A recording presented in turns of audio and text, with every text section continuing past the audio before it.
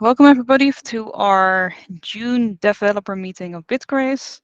Usually pick up the topic that we want to kind of give a small presentation about, and then you guys can have a couple of questions later, and at the end of the hour we can have also some time for some generic questions about what your problems you're having with your Crazyfly system.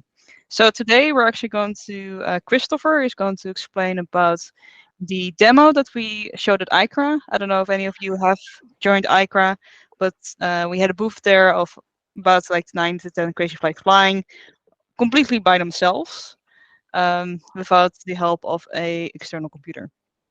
So that's pretty cool. And Christopher is going to explain a little bit more about how we did it, how we developed it. So I'm going to give the word to Christopher. Go for it. Okay, thank you. Can you hear me? Yes. Yes, I hear good. you. Yes, so this presentation is going to be about the demo. I have split it up into some sub parts. If you have any specific interests, I can dig deeper into something if you want to. But otherwise, I'll just give an overview of all the different parts, so to speak. So yeah, the goal is to have a short presentation about this, and hopefully it will be possible to understand how we did it and maybe get some ideas from this as well if you want to do something similar, or if you just want to look at the code.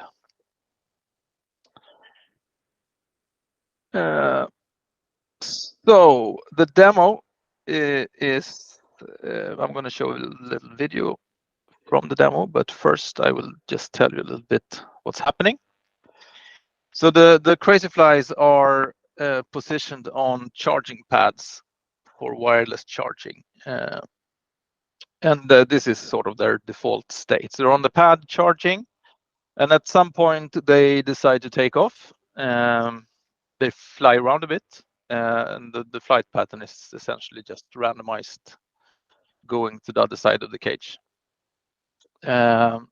Sometimes they choose to fly a spiral trajectory, which is, I mean, the only reason is just to make it more interesting to watch, pretty much.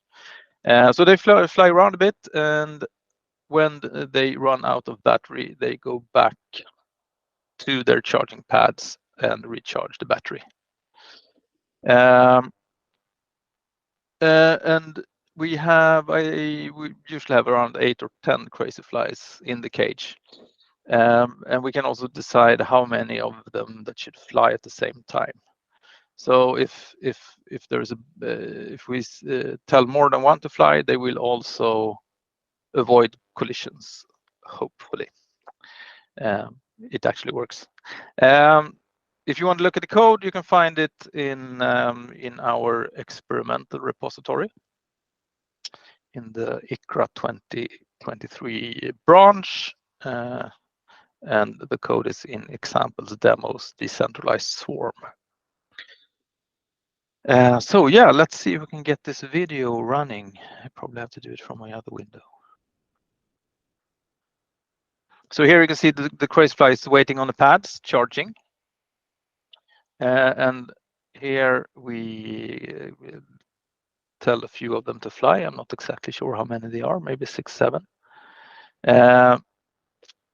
And they are, yeah, they're pretty much just trying to go somewhere. But since now it's very crowded, so the motion is sort of, the possibilities are limited, but they are, at least they're not colliding, and they're sort of going a little bit here and there.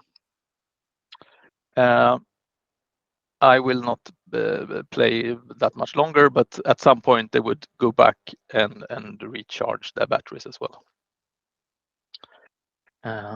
So yes, let's see now. For some reason now, my window, my slide changing functionality seems to be a bit dodgy. So here, yeah. So now let's talk about the different parts of this demo. The first thing that we need to be able to do something like this is some sort of positioning system. The Crazyflies need to know where they are to be able to know where they should go as well. And in this demo, we use the lighthouse system. The lighthouse system is based on the virtual reality gaming system from Valve, called the Lighthouse. It has so we are reusing the base stations while we have done a deck that you put on the Crazy Fly. The lighthouse system is this pretty cool thingy, which is very high precision. It's within a few millimeters, so it's almost comparable to a mocap system, but it's much cheaper, which is I find very interesting. The base stations are placed in the room, and their position and orientation is measured.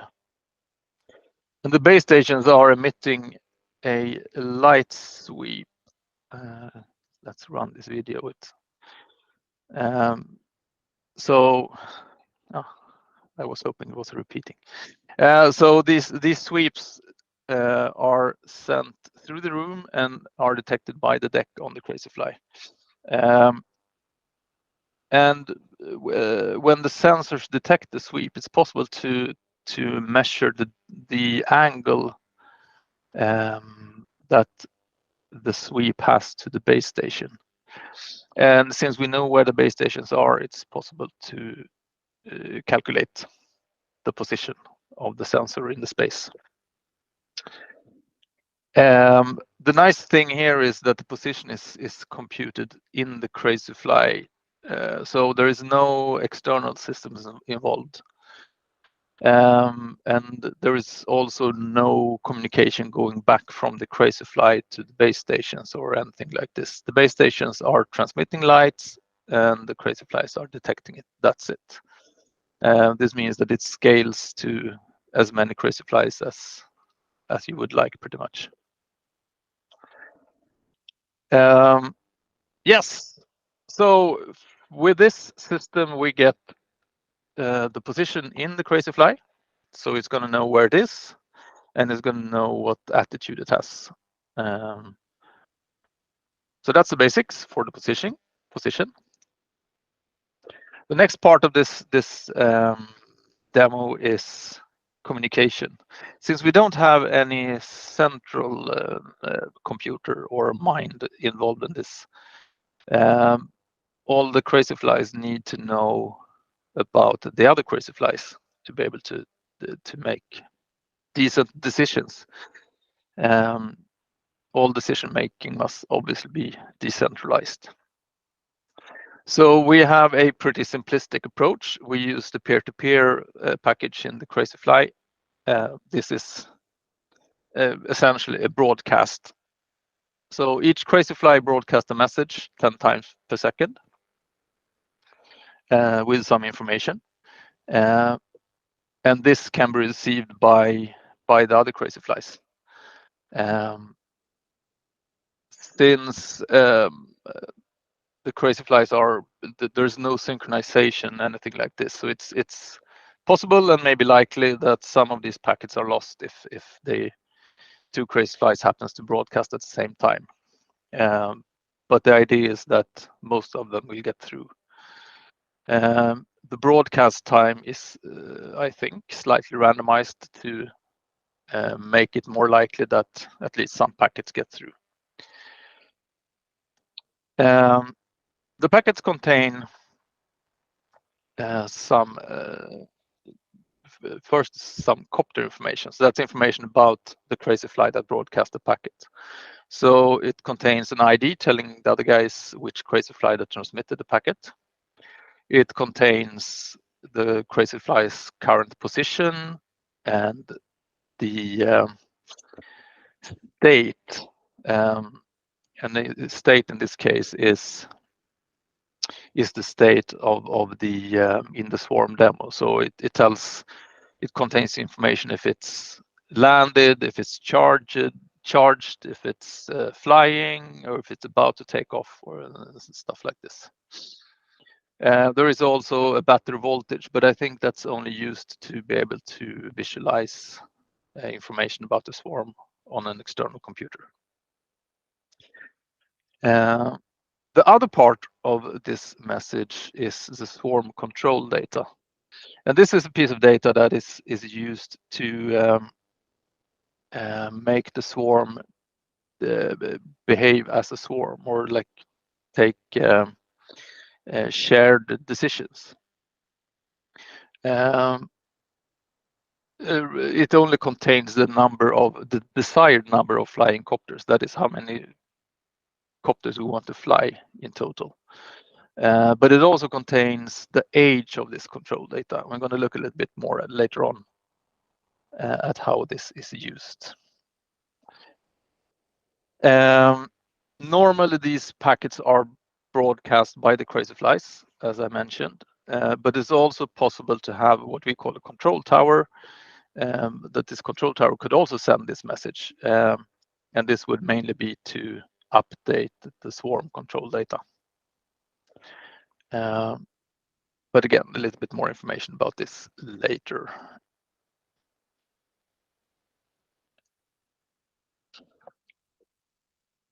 So swarm consensus. One general problem with decentralized swarms is that how do you make decisions in the swarm? How do you make sure everyone knows what's going on? And the simplistic approach we have here is this control data and the age of this data. So the idea is that there is the control data that is included in the packets has an age. It's not a timestamp, it's an age. So it says maybe this data is 1 second old. So that means that each Crazyfly, when it receives a packet, it can look at this, the age of the control data that it got, and then can compare it with the age of the control data that it already has stored from some previous message. And if the new control data is less old, it's going to use this control data instead. And this data is also going to be included in all messages that this Crazyfly transmits. And the idea here is that if we inject control data, that new control data, this is going to be spread throughout the swarm after a few messages. We're not really sure when, but it's going to happen sooner or later. So this is how we make sure all the individuals of the swarm has the same data.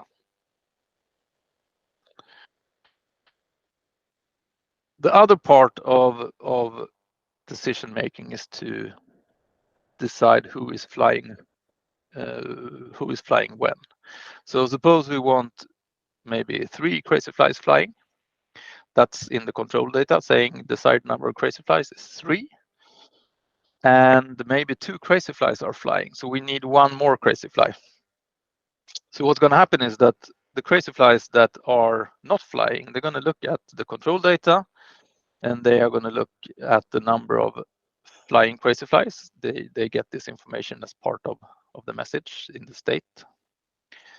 So they're going to see that, oh, there's only two Crazyflies flying. We need 1 more.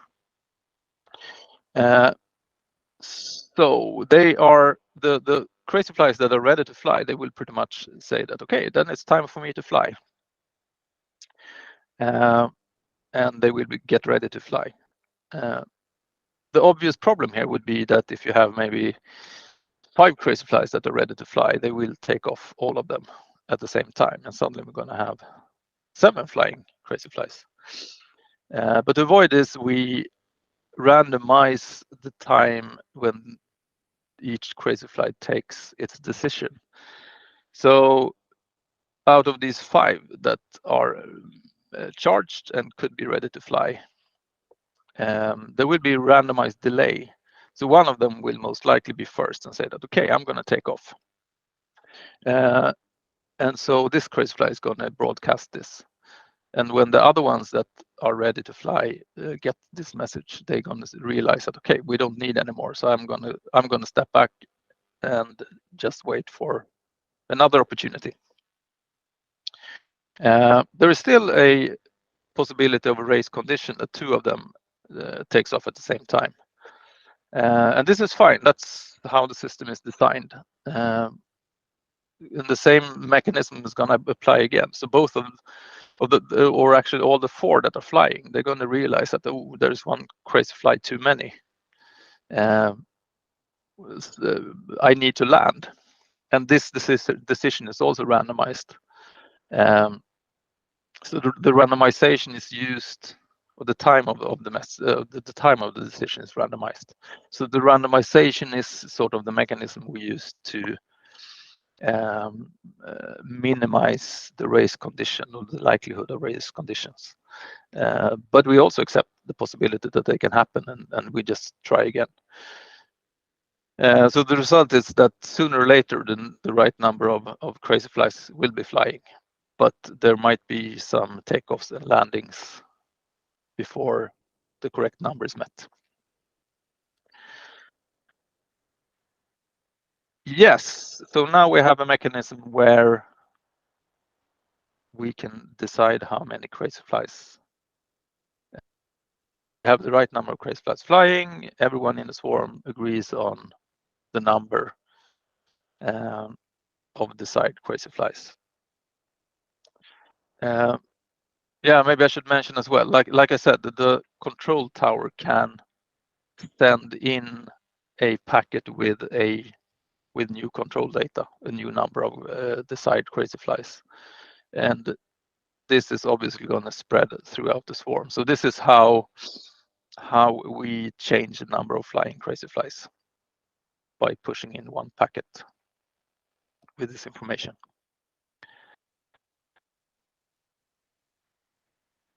So next problem is collision avoidance.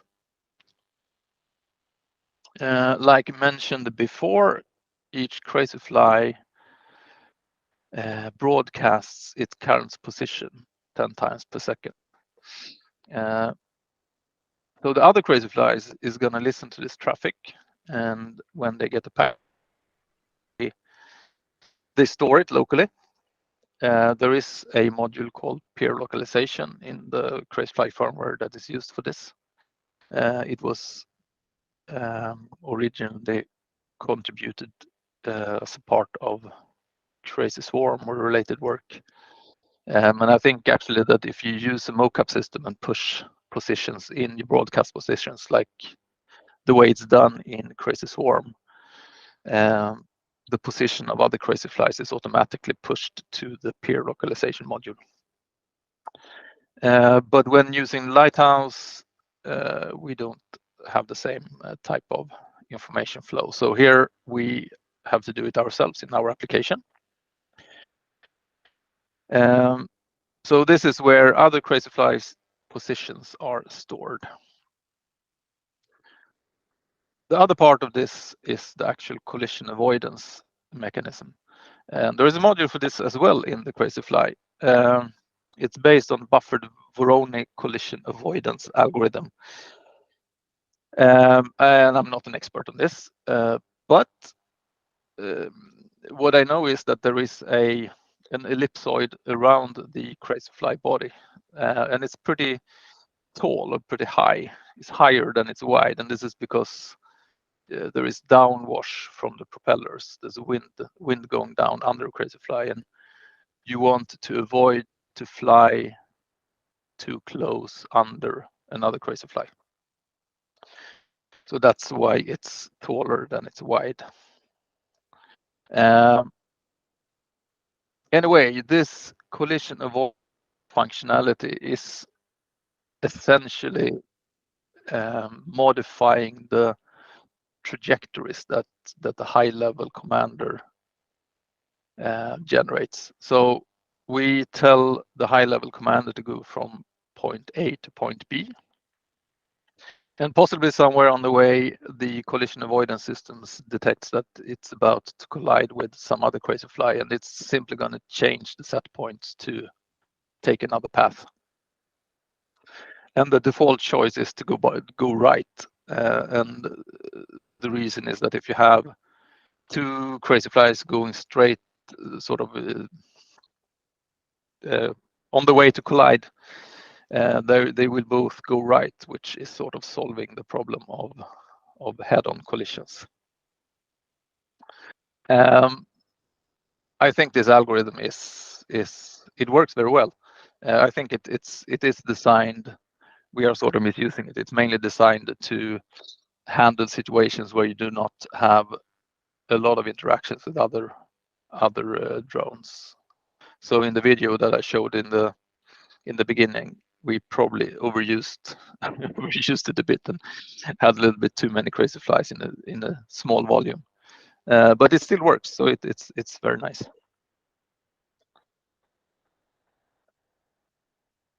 Yes, and the final part of this to have a long-running demo is the charging. And the algorithm for this is pretty simple. When a crazy fly decides to take off, it samples its position and stores it.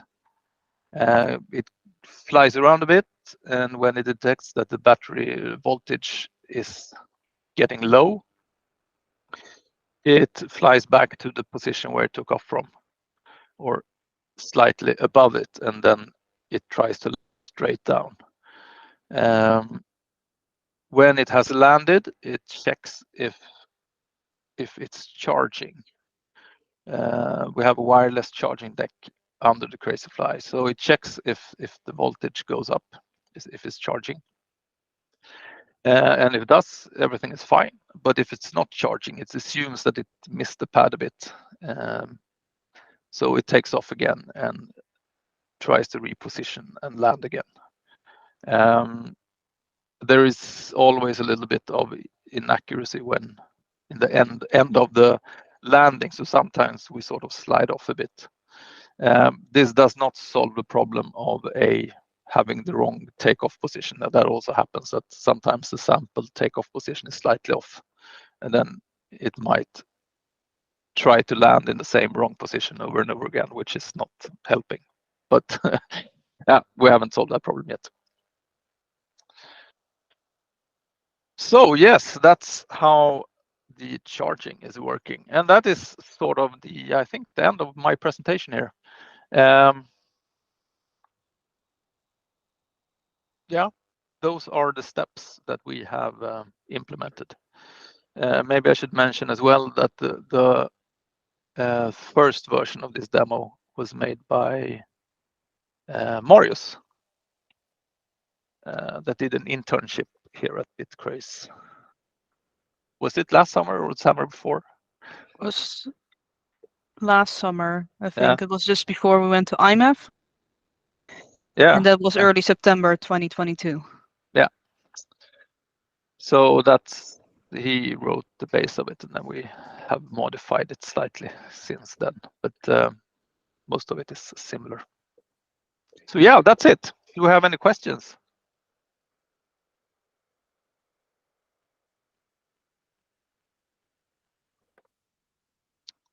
You can also use the chat if you would like to ask a question there. Yeah. About the presentation for now.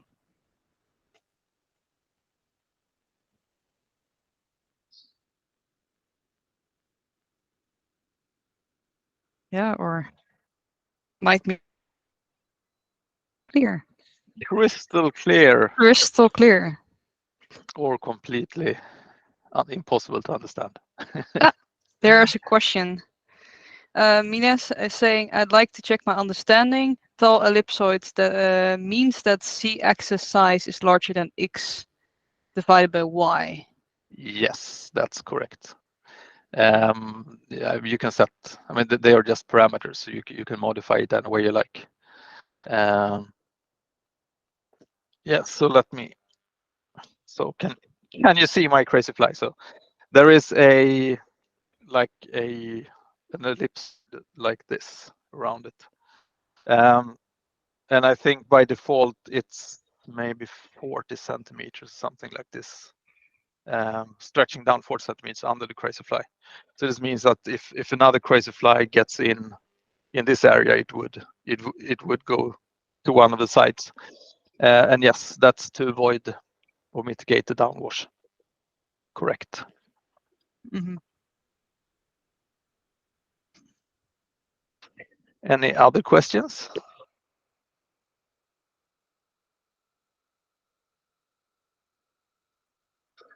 Okay. So another question from Mina. What is a nice ratio of z divided by xy to the ratio of 1 per your experiment? That's a very good question. Let me check the code. I think we use the default settings.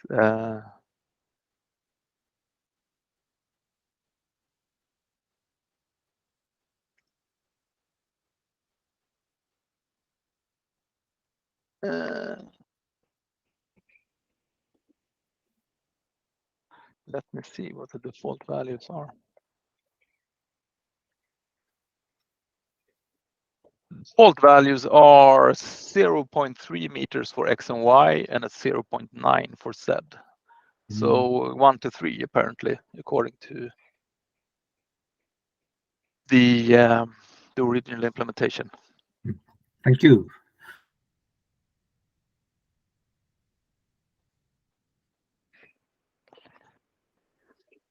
So maybe I can drop in a question just to kind of clarify a couple of things.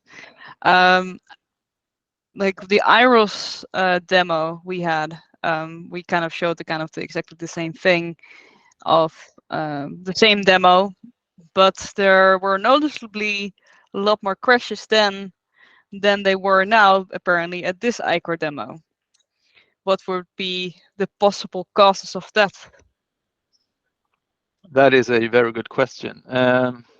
We have fixed some things. There was one bug in the Lighthouse system where that sometimes calibration data. That was one option or one reason. This time we were using the motor or the thrust upgrade kit, so we have a little bit stronger motors, and this helps the Crazyflie to handle some bad situations. So if it's there is a bit of a problem for one reason or another, and it has to correct attitude or position. It has more oomph in the motors to do this. That is probably one reason. What else do we have? I would say those are the main reasons, at least. Do you have any other suggestions, Kimberly? Yeah, I'm not sure if the new supervisor functionality would have anything to do with it, except for the behavior if they're actually flipping or not. But No, it shouldn't. no, it shouldn't, right? So No. I guess that wasn't. I guess they weren't coming to a state that was necessary. No. It was all within the safe flying parameter, like a flight envelope. So yeah, but I guess it was interesting to because we just released just a moment before, and we just introduced this new functionality that we were able to kind of try that out during ICRA for an entire week, which was a good practice, let's say. Yeah. Yeah. But we could mention that we hope to use the supervisor in the future to be able to handle the supervisor could detect that we lost, I don't know, suppose we lost the positioning system. This could be detected, and we could hopefully do some sort of soft landing instead of like this. Or maybe we could detect that the Crazyflie is in the attitude is maybe weird, so we could detect this and just try to turn off everything that's not needed and just try to level out and handle the situation in a more smooth way instead of flipping, for instance. So we have a lot of ideas that we have not had time to implement yet, but I think the supervisor is going to be an interesting tool for better stability in the future. Mm-hmm. Just as background information for everybody, like we did a release last week, which includes this new supervisor framework. Technically, it doesn't change anything in terms of behavior, but it just makes it easier to add extra fail-safe mechanisms, like what Christopher said before. And I think the last dev meeting, no, the dev meeting of a month before was about the local positioning system. The one before that, the one in April, was about at least the plans for the supervisor. But we might do another dev meeting in the future if we, if we think it's a good topic. So if there's no other further questions, then I would propose to close that I'm going to stop the recording for this part of the dev meeting, and then anybody can just ask anything that they would like that is this topic. So one moment,